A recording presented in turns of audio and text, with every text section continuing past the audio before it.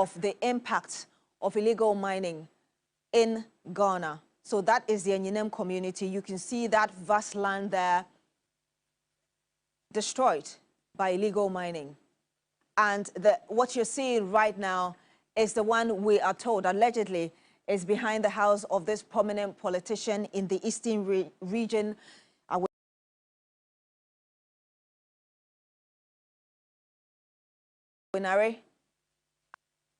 From Awinare. And then you're seeing the Dinsu River. If you've been here for some time, I'm sure you knew the state of the Dinsu River. This is how it looks like now. And we took this video just last week. So these separate 3 videos you're watching from the Enyinem township, also from the Awinare mining area, and now the Dinsu River. These are the drone footages showing you exactly what the Dinsu River looks like in the eastern region. So you've seen a bit of what's going on, but I want to give you some statistics again before we go to our panel. And so far, what we do understand is that we have almost 2 million people involved in illegal mining. Out of these 2 million people, we have also an additional 4.5 million individuals we understand are benefiting directly from the activities of illegal mining. I also want to remind you again, per the data that we have, that economically, the country loses about $2.3 billion annually due to illegal mining. We also, from data giving us, have about 2.5 million hectares of our forest cover destroyed. That's about 12% of Ghana's forest cover. And of course, we've already seen the impact of this on our cocoa sector. Let's start this conversation with the man I call Carlos, who is an illegal miner who joins us right in the studio here. Hello, Carlos. Thank you so much for joining us. Thank you very much. Can you first tell us why you're involved in illegal mining? Thank you. I first joined illegal mining because of poverty. I was working with one of the company called severity company in Kumasi, Ahensan. And one day, one of my friends called me and said that, hey, Jack, there is a galamsey going on at Amansia West, and a town called Yakurum. So let's go there. That was 2011. So we just went there. When I went there, the first week, I got only 300 cedis. So when we go on break, I returned back to Kumasi and then I informed him that the work is very too hard. I can't do it. And he said, oh, there is money in, more than the one we are doing in Kumasi. I said, okay, then I'll go. So I went there 2011, 2012, 2013. Then I moved from that place to Tontokrum in the same district. From Tontokrum, I went to Watreso, where the River Oda is. Right from there, I moved to Amanfi Central, that is Ejakama. So I went there too, and there is a chief called Nana Kasa. That time, he was the chief that time. And now I learned that he has passed away. So I do a lot of galamsey activity. But what I realized is that the most land we are destroying, the chiefs are part of it, and then the politicians. And sometimes too, the prominent people in the society, they are part of it. So you say chiefs and politicians. Did you work for any of these agencies that were directly owned by politicians or chiefs, as you claim? I went to one politician. Now he is standing for MP in the name of MPP at Kunsu, Mankranso. I started working with him. When? That was 2016. 2016, I started working with him. And he started from assemblyman, and from assemblyman now to the MP. And you're claiming that all the other areas that you've moved to, either a chief or chiefs or politicians are involved in it? Yes, and Akontomra Isanse, and MPP chairman.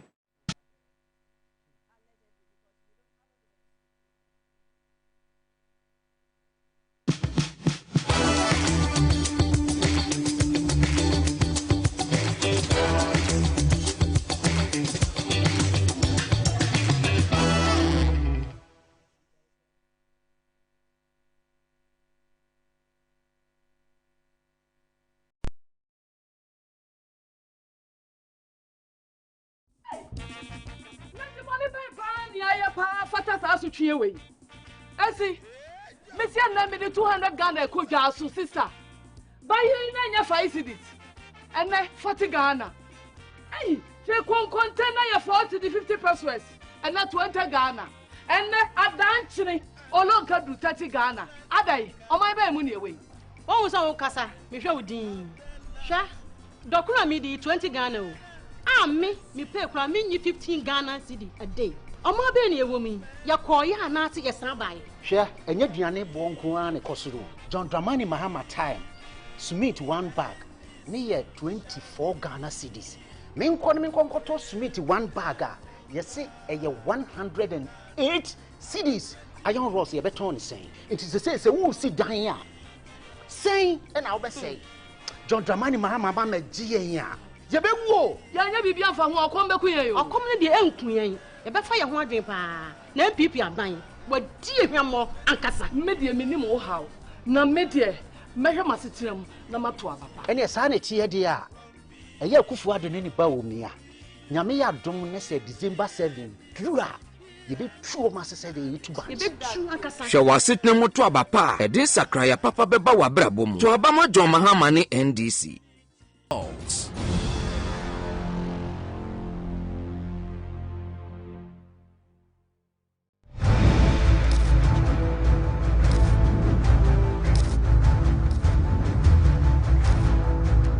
This is Hot Issues, your passport to the most compelling conversations of our time. We go one-on-one with the movers and shakers, the thought leaders, and the game changers. We ask the questions that matter, and we don't back down. Tonight on Hot Issues, I sit with the man at the Center of Corruption Investigations.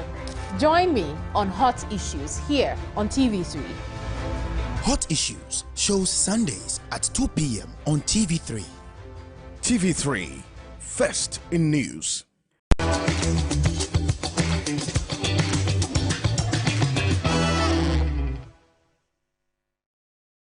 Thank you.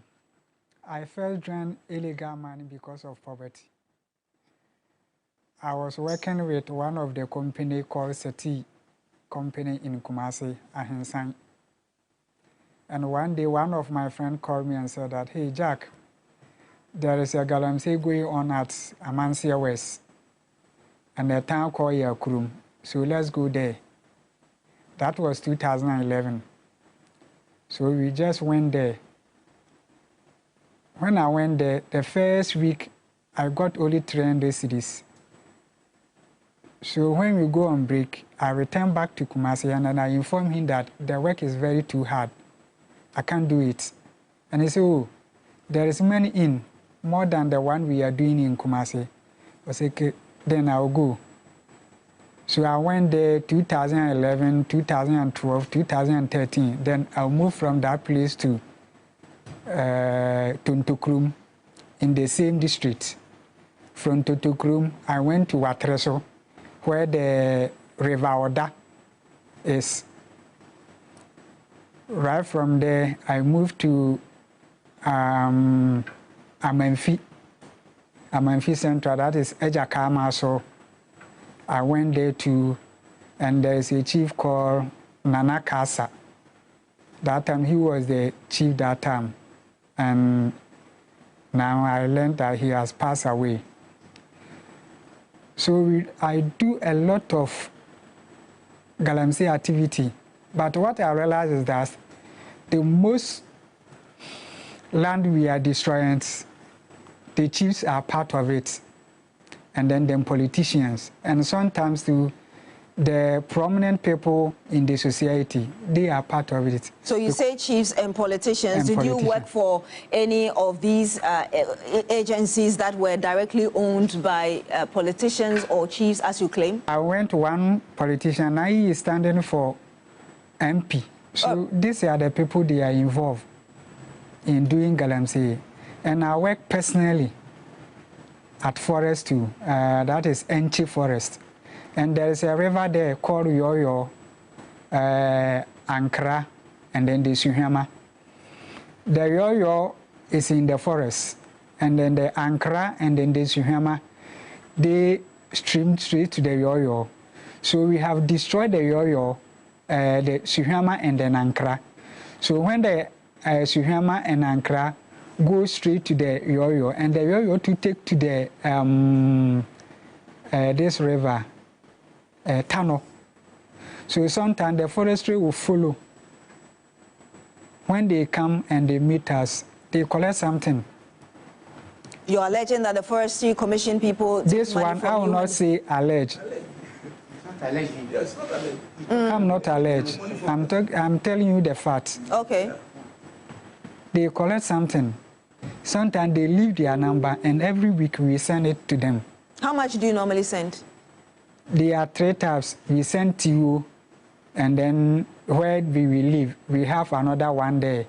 So we send 600 cedis every week. 600 cedis every week? Yes, 600 cedis every week. So tell us, what do you normally do as an illegal miner? Because I know there are different roles and responsibilities on site. What do you personally normally do? We are just a layman workers. We are doing all the work. Like for us, we don't use excavators. We use only shovels and picks.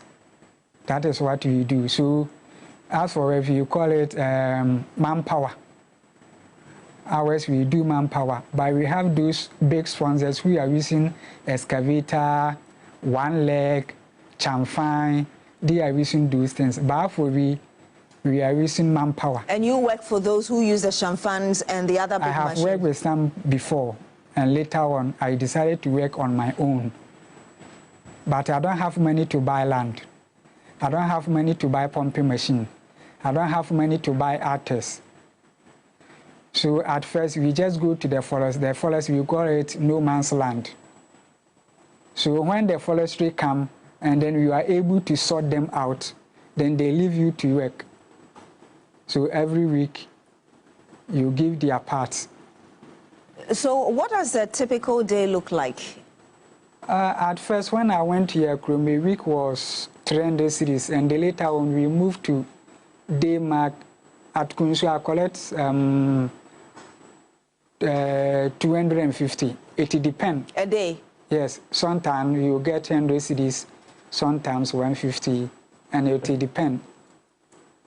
And how long does it take for you to get that amount of money? How much work do you have to do? We don't have accurate of work. Sometimes we can start off from 12 o'clock and then we close 6 o'clock. Sometimes we can start from 8 o'clock. It depends. You can work here, we do it 2 hours, 2 hours. Every 2 hours, then we rest for a while. And then we come back. Every 2 hours, we rest for a while. How do you protect yourself? We don't have anything to protect ourselves. Do you get support? Like what? Support, let's say, from either state agencies, aside from the Minerals Commission people you say or claim come to take monies from you, police or any other agency that helps protect you? No.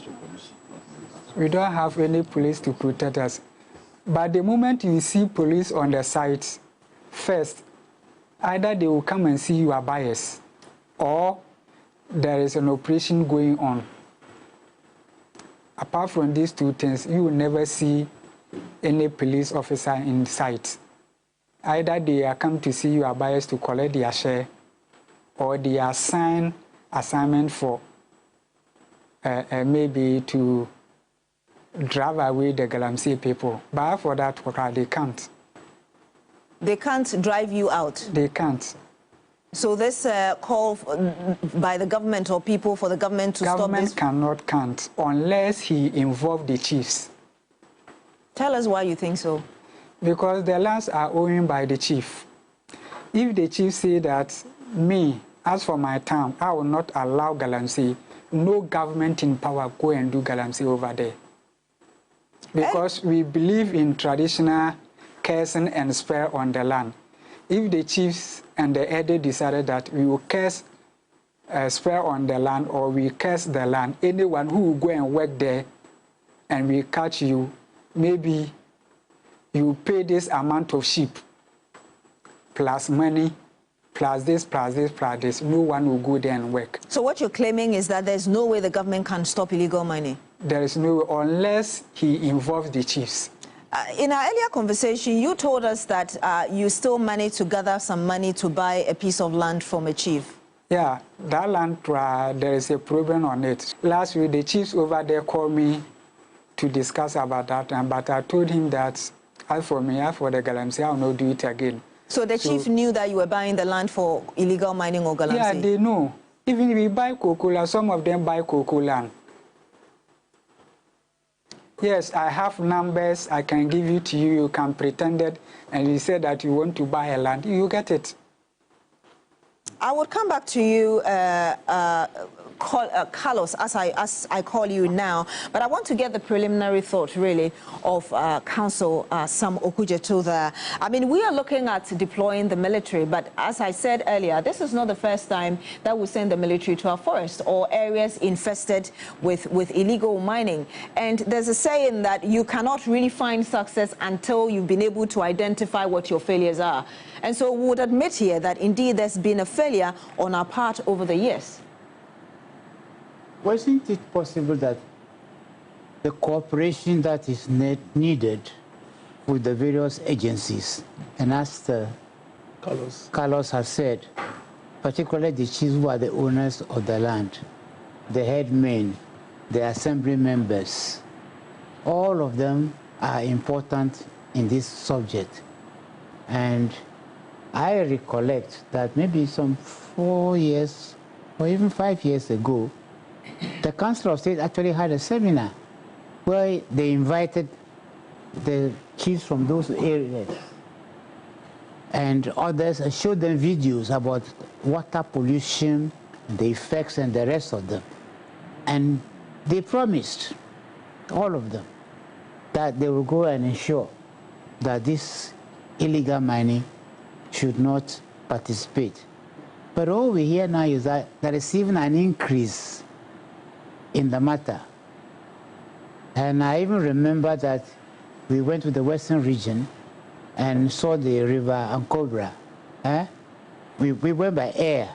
So we flew and you can just see the yellowness of the water all around. And it is scary and frightening because unless there's cooperation between the chiefs, the assembly members, the MPs, the DCE, and the political parties. The political party, I'm emphasizing these political parties, that they all need to come to a consensus on the matter. Because it looks like somebody is blaming someone on the radio, or on television, or in the newspaper. But oftentimes you find out that those who are doing the blame are themselves the ones doing the thing. I'm glad you talk about political parties because you are in a position where you can advise the president, a man who put his presidency on the line. Would you say that the Council of State, after reviewing these things, perhaps also went to sleep and didn't really push to ensure that we stopped this? And now we are where we are. Well, I'm not here to defend Council of State or to speak for the Council of State, so let's be careful now the way you are going about it.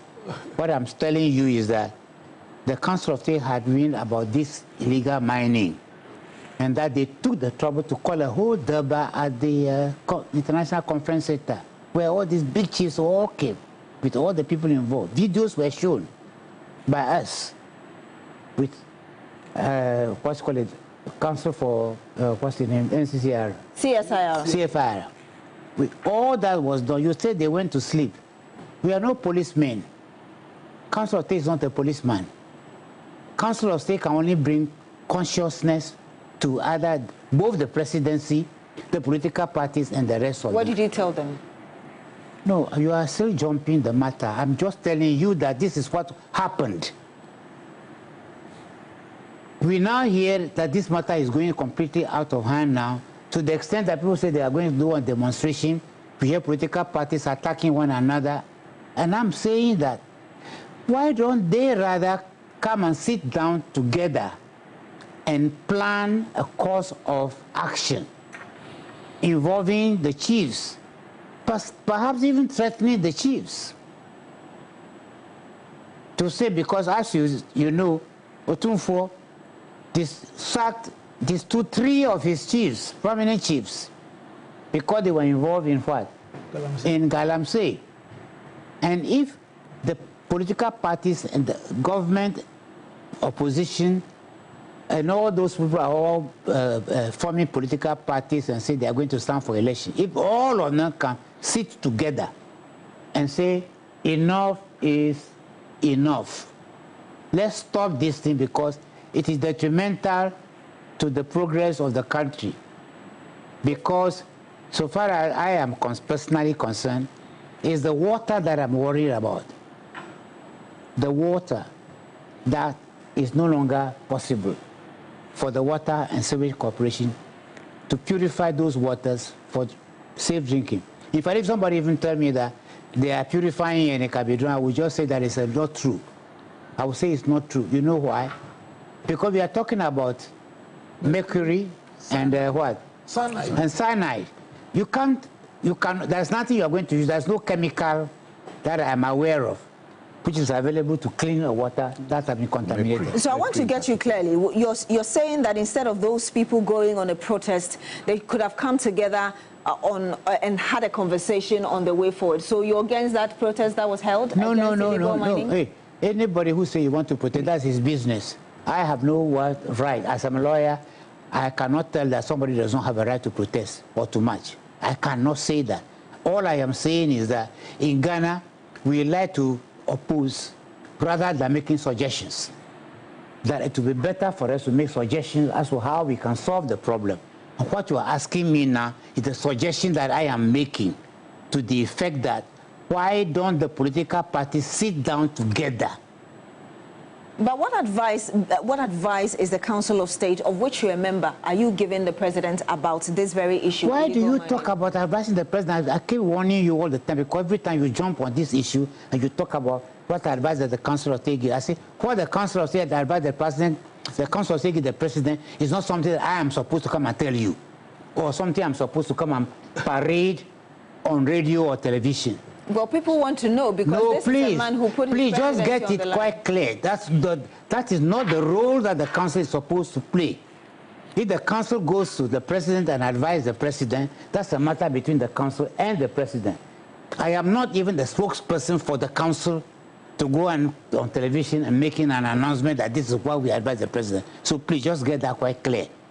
You are asking me as a Ghanaian, as an individual, I am telling you that my view is that much of the problems of this country, not only Galamsey only, a lot of the problems we face the country can easily be resolved if those who are making the opposition, those who are doing or acting or not acting, can all sit down together and jaw, and they could be able to find solutions. This is my view. Doc, I'll come to you very shortly, but I want to get the view of Professor Stephen Adey. Listening to the illegal miner give this information, and indeed the preliminary comment of lawyer Samuel Kujeto, I'm just wondering what's going through your mind. Several things, and I'm glad you're asking me to react because I'm not an expert in the mining as such. But first of all, I want to make it clear that your footing is not representative. Yeah. There's far worse and widespread. And when Carlos was talking about, he mentioned Amansie is going on very close to my house in Adansi, but I recently passed through Denchira to Wasa, Amenfi to Wasa, Fiasi, and if you go there, what you are showing is like the tip of an iceberg. It's far, far worse. And the danger Ghana is facing is bigger than going just to the eastern region. So that's the first thing. It's a bigger menace. Number two, I think that Carlos is right. This is what do you call it, an evil coalition between politicians, that of chiefs, and the security agents on the ground. They have their district security coordinators and I don't think that there's any serious action going on there. I had whether the fortune or misfortune of stating that, especially for our rivers and the forest, there must be a declaration of a national emergency. And a lot was made out of it, headlines in there. But the basic thing is this: we are talking about the life of a nation.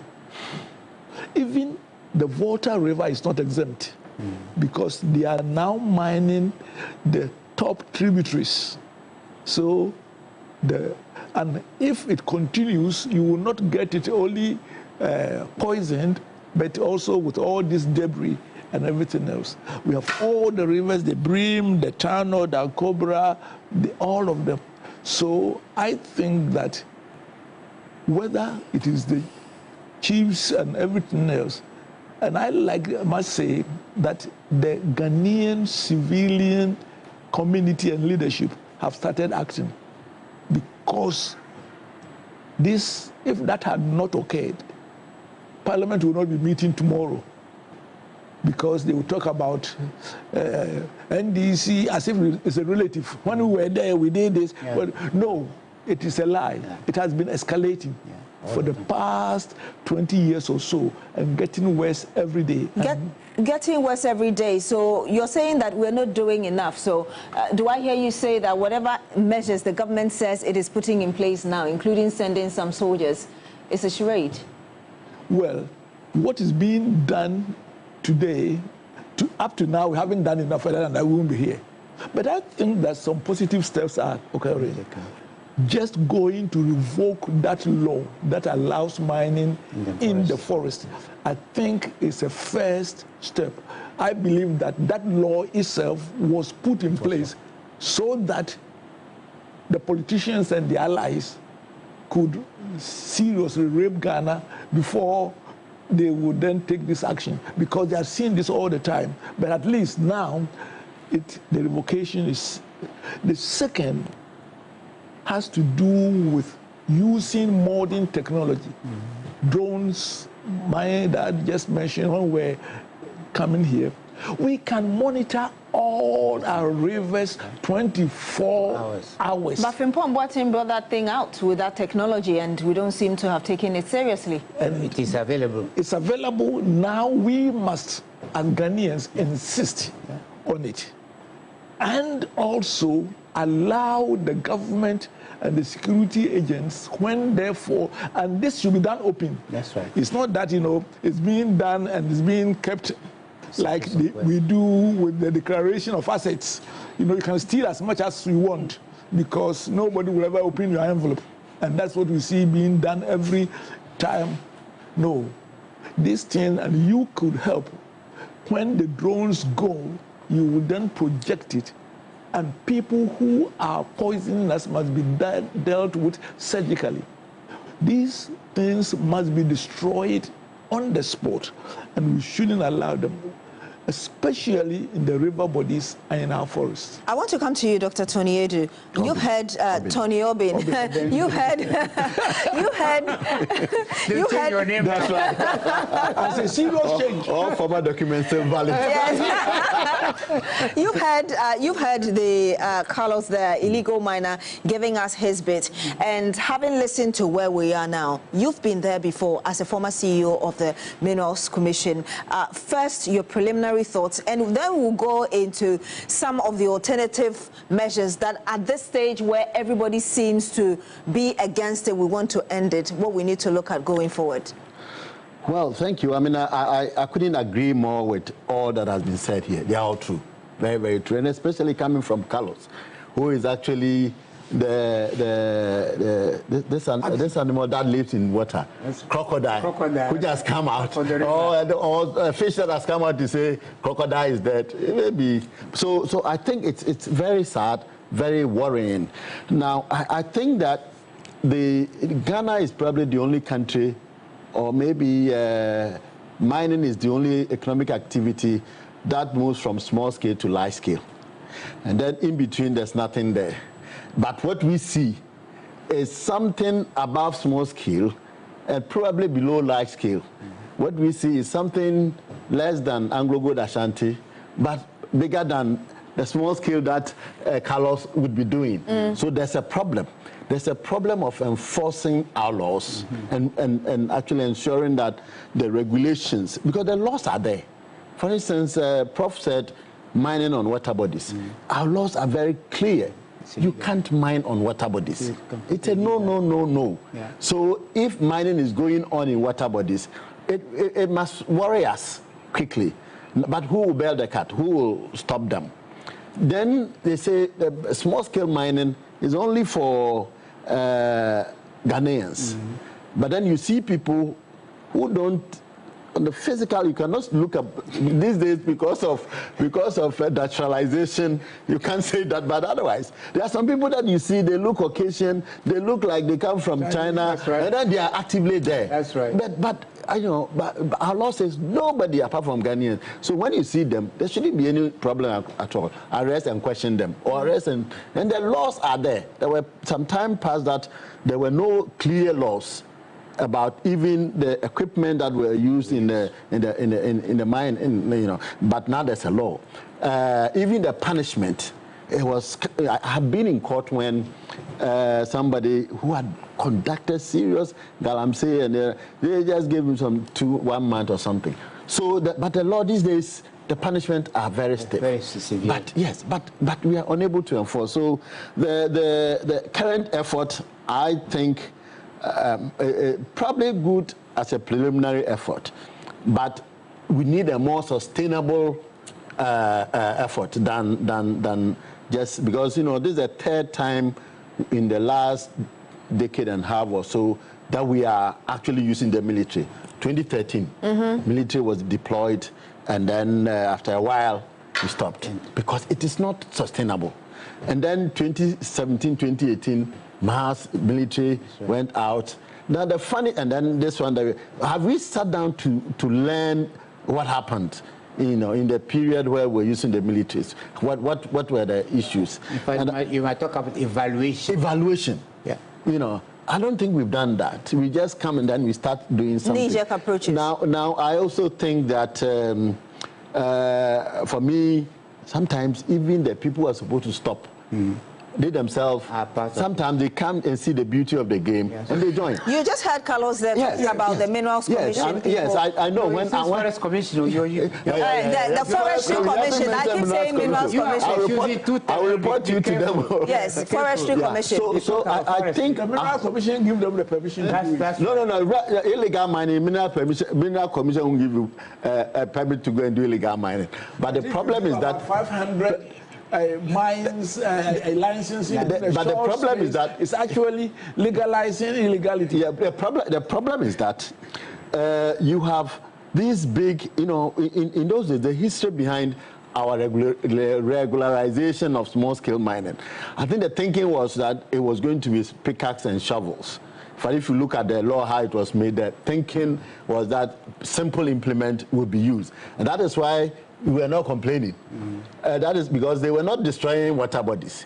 They were not destroying farms. So we knew that the gold was there. We needed to mine. Because after all, God was not, I don't want to use a word. God was smart enough to say, Ghana, get gold. Other countries don't get it. So, but God was trying to say that, please mine it responsibly. He didn't curse us with them. He endowed us and blessed that with the gold and all those things. In Genesis. Exactly. But now we are mining and cursing ourselves by polluting our water body. So that's the problem. I think we need to, for me, my proposal has been there, even at the commission, I left some things there. One, I think we need to recategorize mining so that you have some middle belt, middle of the road, because those who do it now with excavators, trommels, and all this, they are not people who are aching out a living. They are not Carlos type of people. No. They are people who are making money. I have seen studies, a scientific study that indicated a particular mine, one mine every week, every 2 weeks, $24 million. Not 24 million cedis, $24 million. So, this man cannot rent excavator. Now, It is 8,000. This when we were talking, I thought it was 4,000. Now the prices have gone up. Yes. 8,000 a day. So he, maybe I don't know. Maybe now he can. But when he started, he couldn't have afford it. You know. So it's a real business that we need to clearly put bans and then regulate them differently. When you go to the large scale, the reason why our institutions, our regulatory institutions are able to regulate the large scale better is because there are only 16 large scale mines in this country, major proper large scale mines, 16. So anything that happens, Minerals Commission knows, they will go there. Anything that happens, EPA will go there. If there's some sanctions, they will do it quickly. But this one, a lot of, excavations, a lot of mutilations. In my own western region alone, the estimate is that there are about 11,000 spots. Wow. Hot spot of Galamsey, 11,000. In the whole country, about 500,000 spots. So it becomes so difficult to handle. But I think I support the water bodies. It must be stopped. It doesn't, for me, whether it's emergency or state of emergency, it just has to stop because the law says don't do it. And I want to get the final word of Carlos, and we'll let him go, and we'll go for a break very quickly. When we come back, we'll look at the alternative ways that really people who are involved in illegal mining, now that we want to stop it, could be used to help them. Carlos, you were talking about, you told the chiefs that you're no more interested in illegal mining. Yes. So you want to stop this completely. What are you going to do to sustain yourself and your family? Well, at first, when there is no Galamsey, our people live. They use farming to live. Now, I came to Kumasi and started construction. I think not too much, but I'm happy than doing Galamsey because the mud we are using to do Galamsey, it spoils the water. But we call it mud. And even when a little one enter into your stomach, you can run for the whole day. You see, so I sat down one day and I said, we are doing bad to ourselves. I can right now bet with my life. If there is no measure to stop Galamsey, in 10 years' time, if Ghana gets 100 bags of cocoa the whole year, I will bet with my life. They should kill me. Do you have any health complications because of your involvement in illegal mining? Health? Like... Are you well? Well, as for me, dear, I always take care of myself. But my colleagues, they involve drugs. That's after 1 year or 2 years, you see the effect on them. Like what? Like a young guy, he will take the drugs because of the hard work. If you see him, he become an old. Sons 1, 2 cannot hold things right. You see them shivering. Sometimes you see, the life is not good to be there. But you're not sick. Everything is okay with you. Everything is okay. One thing that makes me sad, that's 2019. I went to Pristia in Suta. We were doing Galamsey. When I went there, the Chinese are destroying the forest. So we too are following them. The forestry came there. Yeah. The forestry came there and they arrest us. We are 6 people, and then the Chinese workers to make it 10. And they released the Chinese workers. So 2019, they sent us to Pristia police station.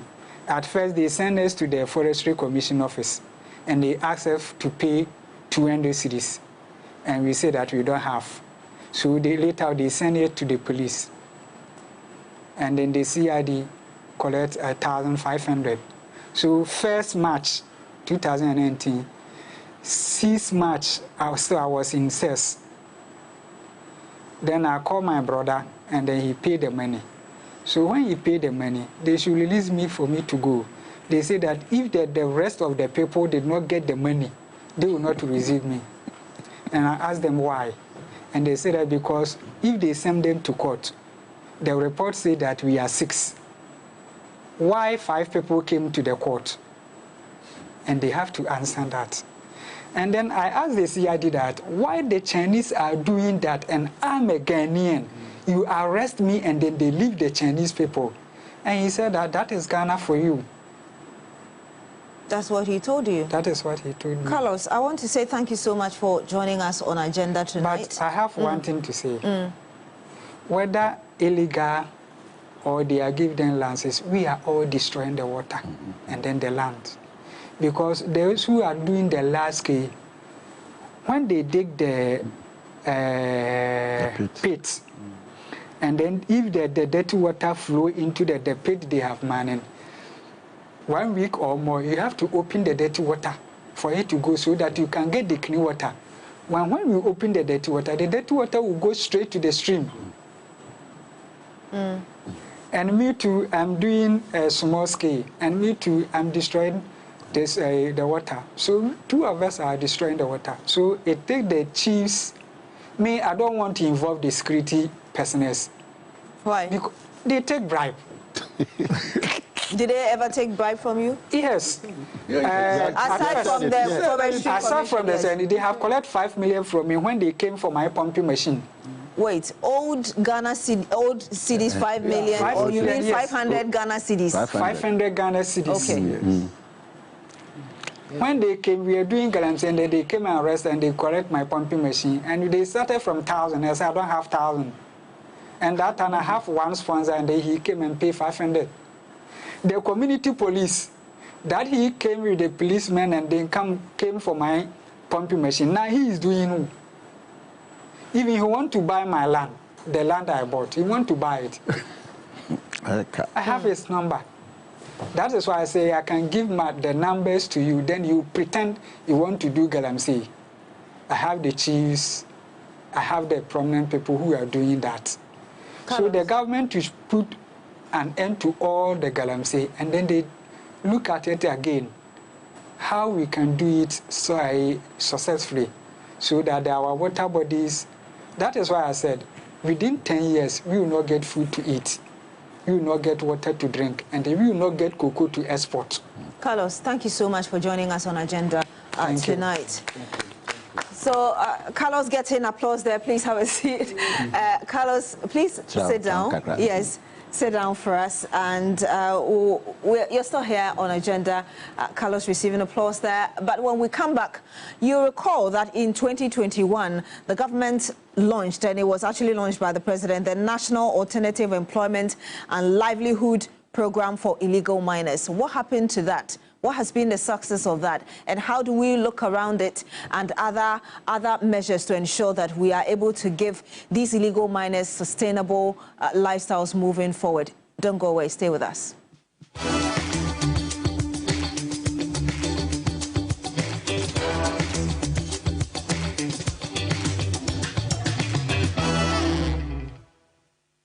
And you're watching Agenda on TV3. You're welcome back. We're talking about beyond the military deployment. What is next in this fight against illegal mining and ensuring that we are having a sustainable economic activity in this country? You just heard Carlos giving us those details. Well, you watched him as well, giving us those details because he's been involved in illegal mining. But we want to look at the alternative ways and measures moving forward. It doesn't look like we've really made a lot of gains trying to get people off our lands and water bodies, because you're looking at over 1 million people, illegal miners, estimation, who are involved in this, and yet you're looking at 80,000 per the figure giving us. Well, the question, of course, is that some of these data are thrown around, and oftentimes I'm suspicious as to how real they are. Of which one? The 1 million or the one on the website? No, I'm just talking about data. Data in general. In Ghana, we just like to play around with figures. I'm not a statistician, so I cannot claim any expertise. But when you look at the reality, it was then that you begin to ask yourself, is this really true? The issue is that who has monitored and recorded all these people who are supposed to be allegedly involved in illegal mining? That's one. Number two, what step are you taking in relation to them, either individually or possibly group-wise? Because I think this is more of a group issue than individual. And so if you have that data, then you have to try and find out what is the alternative employment that you are talking about. My view has always been that God has given us very fertile land. And this fertile land, if you see the amount of food that we import, you ask yourself, why?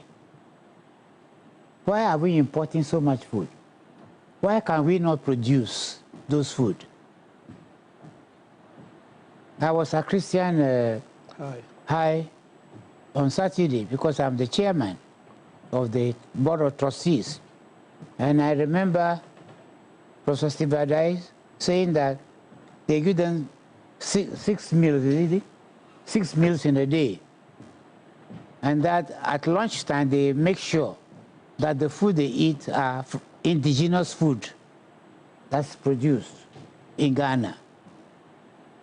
And I was excited to hear him say that, because when you go to the shops and you will see all what is displayed, you even go to Makola and these other markets, you see that much of what is there is imported products that are being sold. But I was in Turkey in June, and you go to the shops, and it's amazing to see the shops are full. But look at the label of each of the products which is there. It is from Turkey. You will even see electronic products and the rest of them. They are made in Turkey. So I was asking myself, if Turkey can do it, why can Ghana also not do it? Because now we're talking about these lands that they are devastating and polluting. Now, the amount of food that that land can produce can feed us so that we don't import a single item. We can even be able to export some of them. You know, Kenya exports flowers to Europe regularly. But they also export okra, peppers, and the other things. Now, the climate here is the same as that one there. So, I've always looked at Accra Plains, from here to Adan. Every time I drive there, I go crazy. Because I ask myself, I said, the Volta River is here. If we irrigate the Accra Plains, we can be producing peppers, okra, tomatoes, and the rest of them. And we can harvest them in the morning. They will be at Kotoka in the afternoon. In the evening, they are flown to Paris, Berlin, London. And in the morning, it is on the market there. No refrigeration required. And the people, they prefer to eat what? Fresh food. That can bring in billions of dollars to our country. So the question I kept asking myself is that, in fact, sometimes I tell my colleagues that I know that I'm the only madman around because the kind of ideas that come into my head, but that they themselves also don't see it. So I just want to understand exactly what you're saying, that perhaps this time there's a need to reclaim as much land as possible just so we can grow these to make extra money. Is that the point? Yeah, exactly. In fact, the truth is that they are selling the cocoa, the chiefs are selling the cocoa farms and giving it to these Chinese to do galamsey on them. Prof, how do you think we can, what kind of alternative measures do we need? But first of all, how do we make this National Alternative Employment and Livelihood Program for illegal miners that was initiated in 2021, how do we make it work effectively? First of all, I don't think that alternative employment should be only for the miners. At the end of the day, I mean, the economy should be much more employment intensive. And that means that the whole economic system, if you have the situation whereby you go and borrow money at 35% and above, and so there's a bigger economic issues which are not being addressed. But let me quickly say that nobody can say, I am doing illegality because I'm poor. If we go along that trajectory, we are in trouble. Then we are actually legalizing evil, and the only reason is that I don't have a job, I can do whatever. So let us be very careful about that. Number two, let me step back. I think that we have chiefs which are giving these lands, paramount chiefs, can be gazetted. People don't know that to be a paramount chief in Ghana, the government should gazette you. And I think that we must be very serious about this. And also, when we are talking about, so long as the young people are finding that it's much more profitable, they are likely to go into it. But what is needed is not so-called an agency of alternative, but rather creating an enabling environment. Because you mentioned about 80,000. We are talking about 2 million you mentioned, or, exactly, which even the figures are wrong. So it is not these quote-unquote political, groups, which all of them have it. They used to call it youth employment before agency and other things. It just meant to satisfy the boys that follow them. It's not the one that is providing employment for the people in Wasa Kropon, Amenfi, and other things.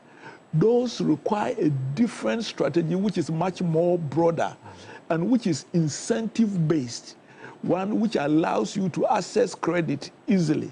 But let us not also say that, oh, they can do whatever they want to do because these things are not forthcoming. I just want to get clarity on the chief and the gazetting bit you mentioned. Yes. What did you mean by that? What I'm saying is that national must be distilled. Every chief must be and they can be distilled, not necessarily, we don't wait for Asantehene. No. The government has an instrument of recognizing a chief, fortunately or unfortunately. And if you go to some of the places and somebody sits there and say he's a chief, this is where we must direct, as you're saying, we must now direct our attention to the chiefs, to the DCEs, to the security coordinators who are there, the MPs, because unless we deal with them, we are not going to solve, because they will go and come and be hypocritical. And let me say lastly, I think that at least for the water bodies and the forest, all the presidential candidates must be forced to declare that they support that all our water bodies and forests are no-go areas, and nobody should take a political advantage of it. Let me get your word on really the alternatives moving forward. Yeah, but back on the water body, it will not even be a law. I mean, like, it is what the law says. The law is there. Yes, it is there. The law is there. So I agree. I'm just agreeing with you. But back to the question of alternative. I've been involved in the mining industry for some time. I've been at the operations level and then moving to corporate and all that. But I have grown some revulsion for alternative livelihood project, alternatives, because when somebody is in a mine in the Galamsey and gets 200 cedis a day, what alternative would be for him to do? You know, and you need to define your target of the alternative. That's right. In my particular experiment, when I was working as a younger person, we realized that the alternative only favored women who were actually carrying burden, and they would have to drink analgesics every day, and so doing the oil palm thing for them, they were happy. But the core people in the Galamsey, they're doing the farming thing, whose if you the comparative returns are lower, they won't do it. It has never succeeded. I have seen it myself. I've been involved in creating, when I was at the commission, we created 37 hectares of oil palm in Bogosu Pristia area. Ask me how many galamsey stopped because of that. No. And you know, we do it for them. Typically, I mean, say, okay, bring your land, and we provide you with almost everything. But those who are in the core, they won't. I was involved in a project in Awudia, a place called Awudia. Goldfields, at that time I was working for them. It was a $20 million project. They wanted to, you know, create a proper, what do you call it, the value addition to these products.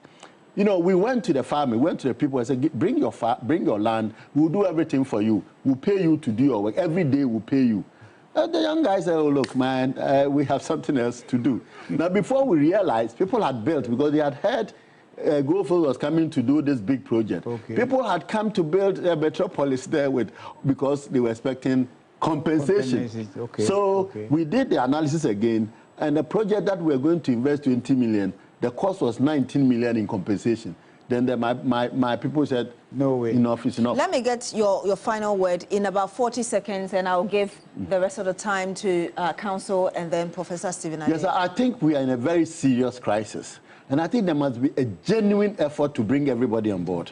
You see, I think one of the problems is that there hasn't been a genuine effort to bring everybody on board. So what has been done in the past, we don't even review to say this is how we got the result we got, and this is how much we're going to do. So I think we must see it as a national crisis, particularly the water bodies. There's no way we should allow people to pollute the water bodies, because mercury is a liquid metal. That's right. It's a metal. Even though it's liquid, it's a metal. It doesn't degrade. No. When it gets to you, what it is, that is what it is. Yeah. And the doctors have told us horrible impact of mercury.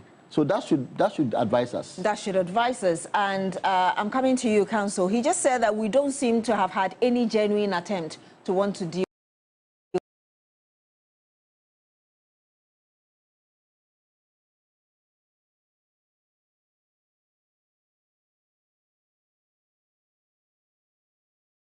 with this.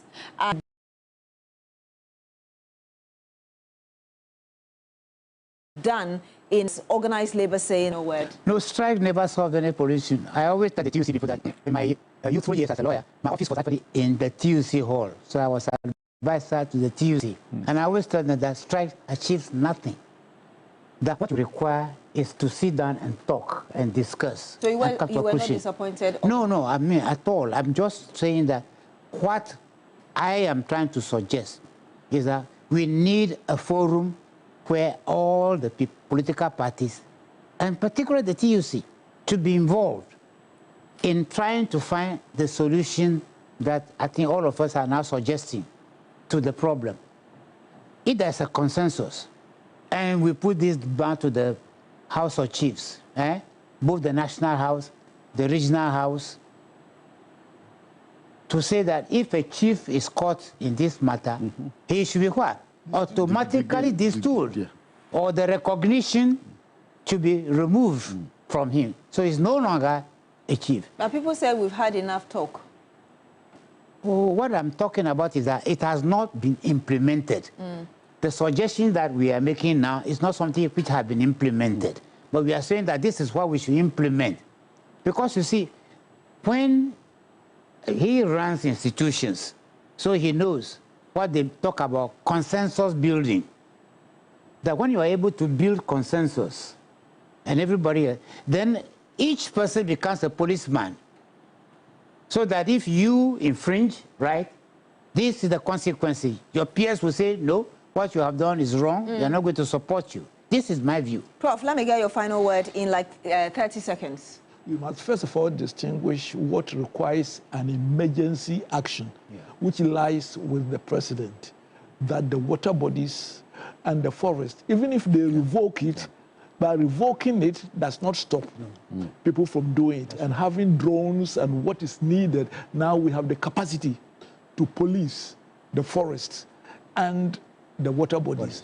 That is an executive responsibility, and we must. Number two, I think the civilian pressure, not necessarily through strikes on the streets, should be maintained, because let me tell you, the politicians at the end of the day, unless the civilians are going to stand up and say that we're not going to sit down and make you cheaters anymore, they will not do anything. But finally, I think that when the people, as Carlos said, say something, without Galamsey, we were surviving. That's right. Yes, we need to create employment and other things. But if naturally, if I have a cheaper way of getting more money, I will do it. But if it stopped, we will look at the alternatives, and then we'll have lasting solution. We'll look at the alternatives and then have lasting solution. Professor Stephen Adai, former rector of GIMPA, also former boss of the GRA. Thank you so much for joining us on Agenda. We've had lawyer Samuel Kujeto, senior lawyer, member of the Council of State. Thank you as well for joining us on Agenda. And we've had Dr. Tony Obin, former CEO of the Minerals Commission. My name is Beatrice Edu. Thank you so much for joining us on Agenda tonight. Join us again next week. Coming up is Ghana Tonight. Don't go away.